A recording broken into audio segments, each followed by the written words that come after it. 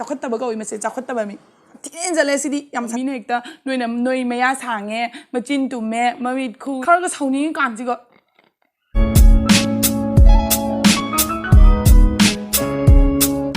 Hello ma'am, ado video se udungeda ai ma'am da kari mukha haizage ko hojiki ko yum da pham additional income tan be yare adusu kamaina binomo apps sinaga binomo app ta trading tor ba apps amna trusted over e ba mani ya da 2 million ki mata to trading to ine ba ko ado ma'am ai trading to bodo kamaina to ya bodo ai ma'am da taklage it's kana mani adu lerga amount select to dune ba se ka 350 rupees select torage to prediction to dune ba magi graph se mathak ta chatura na tra ma khada chatura na ado magi graph matak to chakadaba male doduna ay uji matak ta melage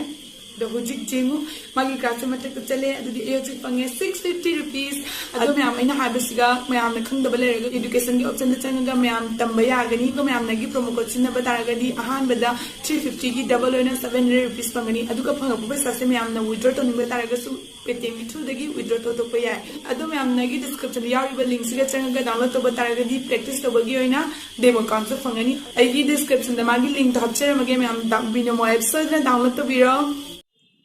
Hello everyone mama aku sigadi yam olange hoje tigi ngasi ena to dese QNA video to dani ado QNA video siga ngasi ena kai to dana habada ko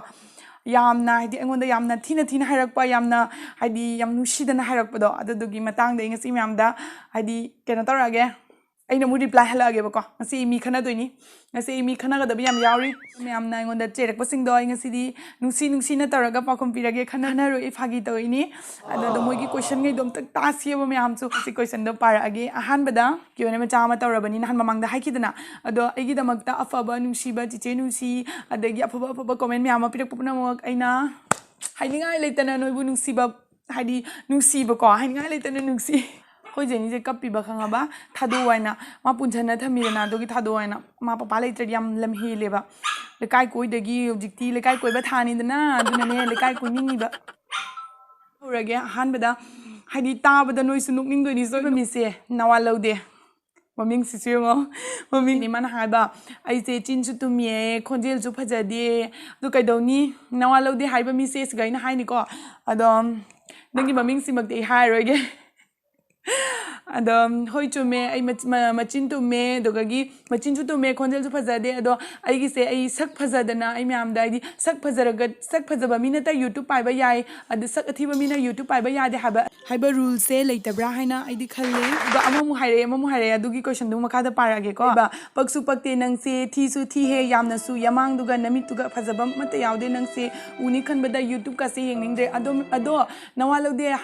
nawalode haba mi se asigani ko ina haise adon nang ai yeng ningdragadi unsubscribe to thokro adagidi agi videos lakbada yengbiranu simple ai ngai tabako aina bune YouTube aina bu thaba ma todro mo dum langdro bani kharaga sauni kansiga aduga mana hange ichan khonram sina hange nang yumda dum leira doiran yumda bu ai sigadi kharani leibagi laini dana adu no yam yang na comment da yumda lei doira haidana ai moina jang na ko hanbirakanu ba no duma harakanu ai moi haidi taradi musu nungai to powerni aduna ai se lawa oina harani dodugi no duma habirakanu ko aduga rosni sapam sina hare nupi ni ko haire se bema nang se yam hainade kaigino naton su phalle mit su kui aduga kari no siriba machu sina kirimina kegadauba mafam di kedre kero khara phajalo ado ahan bada nang spelling se phajana I betamo aina haining babu aduga hoi chumuri chumme ado pabada khatang wana thoe adunga hoi ai manaton phanbase ai poglak badagi ni ai masana ai chawra kan se sagi ni bako ado ishorna pirak pani upai leite thiraso adum loina na chatabani akhoe si hairage si question to in the ke ga do mo pham de ke drai su bu ai bu mi jik pham de mi ji na ton mo pham de chandon thili chin mo pham de lipstick thari ke ga do mo pham de ke drai se si ma de gyan ta ba ngam dre ado for next video next tamu chalasi yare ko my answer se actress movie ki mahut sin be yarani nokpodo hauna tamba horo film kumnaba I know again noi khangna di cheloi ko hadi ai makhon jam chawe ba ko nupa du mai to bane makhon se do mahausa gi ni se makhon hana dagi bobo lauje ba ko dona ai di swide dum loisalage nukla roige ai maming sing do mention tawdre se dum thogalage ko ado chegi ichininaw kyano chegi khwaidagi nungai taba matang haibiramo si question je yai ichininaw ahumni nupi ani nupa ama chegi khwaidagi nungai taba matang haibiramo agi khwaidagi nungai taba matang haragadi aina yumse thadokna chatlamdai matamdo ado agi khwaidagi nungai taba matang aina hainingi aduga chegi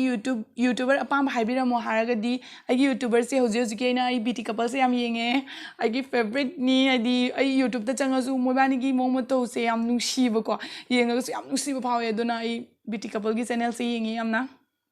nge abesana debi mana thi su thi khre da ibe manang se ai se thi tare hoi ke tawni thi na pokla baina thi na dum lai tamni phajan badi yadre do ke tawni dum akhoi na isana di sa je phaje na kanjari ne mina di se thi na kanjari ba soy de wangang ba soy noi maitai ni haraga mayang ole hai no akhoi maitai ni haraga mayang ole ha ba question answers madi akhoi maitai ni haraga mayang ole ha ba simadi ai kitang nungaite simdi nungaite kai habda akhoi su maitai ni mausa dagi ipai pugi haktak tagi chanar pali sajani akhoi su aidi akhoi na chachari se akhoi na marak tagi hekta aduni danian hekta sindu pa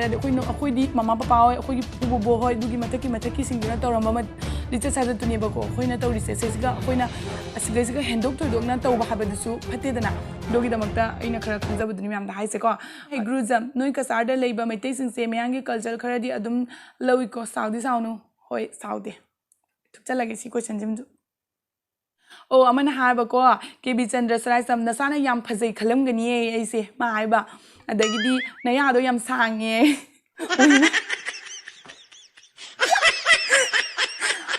ai aduga amai question jai pirage ahan bada ko isana ai phaje na khanjade kai dongai dai thi ana khanjai ai joho matam punamak dai isana ai thi ana khanjai ko aduga ne meya sangi ji boina sange na sangi ro min hekta noi meya sange machin tu me mawit khure si boina to gan to ro ishwar na pirak bana tani sibu mina marak tagi sema dumaina du tawre da tawre masak thiba mina youtube pai ba yada bro simadi noi comment haibiro aina hairiba question ji answer se comment soidana muki noi ayam pirak kadabani yare bi yengingdre asing spakte as dunia dani sigumba sidi yam haire ko haiman gidana ne ai sidi pajar aroge kaino da macha masu comment tagre ko hoji gain hare se ko gi time bomb gumba pokhai bada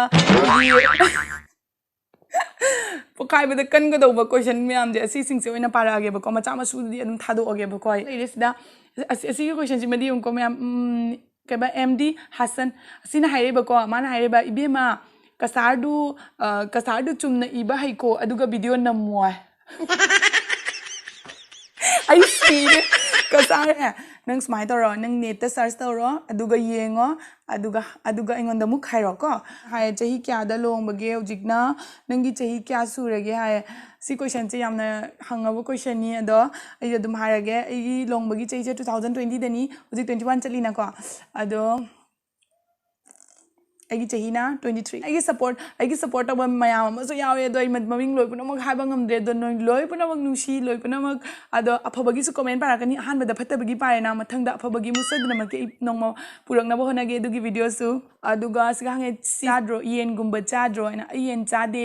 ai yerum chai nga chai aduga ehen ba chade hadi injang na pidadi chai ba ko tum sa kai ka do chade ba aduga wariyam na aise yam chajaning ba habado adugumba do ina tawe haidi aisu video daga charga chi kholaga smaina ga chikpa ka do oi ma yu dikido smaina ga chikpa ka do adu do tawninge adu do sadra bani no pai leite amu jaw sing nangna maitai lon ngang bado yam taba nungaite yam wai mingna angel kaina adudi ai wa ngang aroiga bye bye tata kaino se chinna yangi thabak tagi chinna yangi khon achauba simgai mai sibu ngode lakna reiro natraga oh no nungsi nang ngai jalo khangre da do sigi QNA siga ingonda yamna di nungsiba hendok thoidokpa nungsiba mana ingonda smana he abana saktuga khuthi duga nangna video thangat pado yare nawa duna chaidro si wasim di khatang henjale yam satin henjale simdi yam sauning bu pawe di sumana bu mingonda bu haina brane maming sina kainu ne arju karam mai pe ma ibu jikta bu uri ne nungai taba wa hairaga mingonda nungai taba hairaga nungai ba mi kayam su leini ꯖꯦꯡꯉꯨ ꯖꯦꯡꯉꯨ ꯑꯩꯉꯣꯟꯗ ꯑꯗꯨꯅ ꯆꯥꯎꯈꯠꯇꯕ ꯃꯤ ꯍꯥꯏꯒꯗ꯭ꯔꯥ ꯅꯠꯇ꯭ꯔꯒ ꯂꯦꯝꯖꯗꯕ ꯃꯤ ꯍꯥꯏꯒꯗ꯭ꯔꯥ ꯅꯠꯇ꯭ꯔꯒ ꯆꯥꯎꯈꯠꯇꯕ ꯀꯧꯏ ꯃꯁꯦ ꯆꯥꯎꯈꯠꯇꯕ ꯃꯤ moments later ꯑꯗꯣ ꯃꯌꯥꯝ ꯑꯩꯒꯤ ꯚꯤꯗꯤꯑꯣꯁꯦ ꯁ꯭ꯋꯥꯏꯁꯤꯒ ꯂꯣꯏꯁꯤꯟꯖꯔꯒꯦ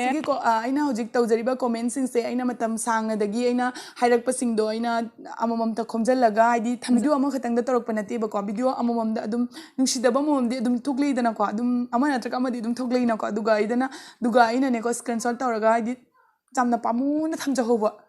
ꯑꯩ ꯀꯣꯟꯅ ꯅꯨꯃꯤꯠ ꯑꯃꯗꯗꯤ ꯔꯤꯄ꯭ꯂꯥꯏ ꯄꯤꯔꯒꯦ ꯍꯥꯏꯅ ꯑꯗꯨ ꯌꯥꯝ ꯄꯥꯝꯃꯨꯅ ꯊꯝꯍꯧꯕ ꯅꯠꯇꯅꯤ ꯑꯗꯣ ꯃꯣꯏꯅ ꯍꯧꯖꯤꯛ ꯑꯩꯅ ꯍꯥꯏꯕꯁꯤꯒ ꯃꯣꯏꯅ ꯌꯦꯡꯕꯤꯕ ꯇꯥꯔꯒꯗꯤ ꯅꯣꯏ ꯈꯇꯪꯗꯤ ꯒ꯭ꯌꯥꯟ ꯇꯥꯕꯤꯔꯅꯤ ꯍꯥꯏꯅ ꯑꯩꯅ ꯈꯜꯂꯦ ꯑꯗꯣ ꯃꯌꯥꯝ ꯑꯩꯒꯤ ꯚꯤꯗꯤꯑꯣꯁꯦ ꯁ꯭ꯋꯥꯏꯁꯤꯒ ꯂꯣꯏꯁꯤꯟꯖꯔꯒꯦ ꯃꯌꯥꯝꯅ ꯑꯩꯒꯤ ꯚꯤꯗꯤꯑꯣꯁꯦ ꯌꯦꯡꯕꯗ ꯅꯨꯡꯉꯥꯏꯕꯤꯔꯒꯗꯤ ꯂꯥꯏꯛ ꯁꯤꯌꯔ ꯁꯕꯁꯀ꯭ꯔꯥꯏꯕ ꯀꯣꯃꯦꯟ ꯇꯧꯕꯤꯔꯛꯑꯣ ꯑꯗꯣ ꯃꯌꯥꯝꯅ ꯑꯐꯕ ꯀꯣꯃꯦꯟ ꯃꯌꯥꯝꯁꯨ ꯄꯤꯔꯛꯏ ꯑꯐꯕ ꯀꯣꯃꯦꯟ ꯌꯥꯝꯅ ꯄꯤꯔꯛꯏ ꯑꯗꯣ ꯃꯌꯥꯝ ꯄꯨꯝꯅꯃꯛꯄꯨ ꯊꯥꯒꯠꯄ ꯐꯣꯡꯗꯣꯛꯆꯔꯤ ꯑꯩꯒꯤ ꯚꯤꯗꯤꯑꯣꯁꯦ ꯁ꯭ꯋꯥꯏꯁꯤꯒ ꯂꯣꯏꯁꯤꯟꯖꯔꯒꯦ ꯃꯌꯥꯝ ꯕꯥꯏ ꯕꯥꯏ